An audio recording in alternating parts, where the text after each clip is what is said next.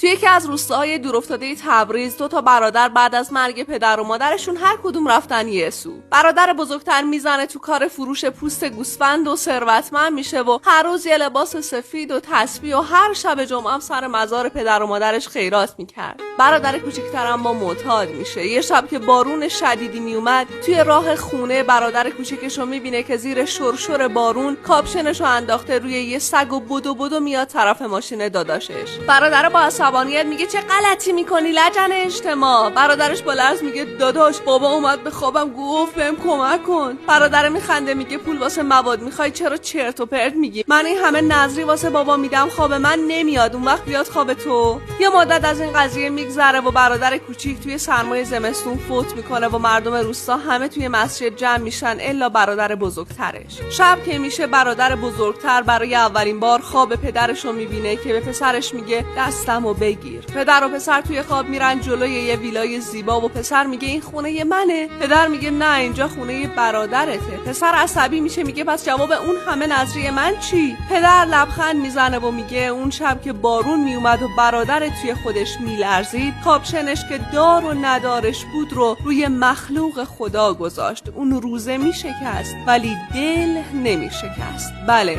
اینو باید به بعضیا گفت که بدونن دل شکستن بهای سنگینی داره.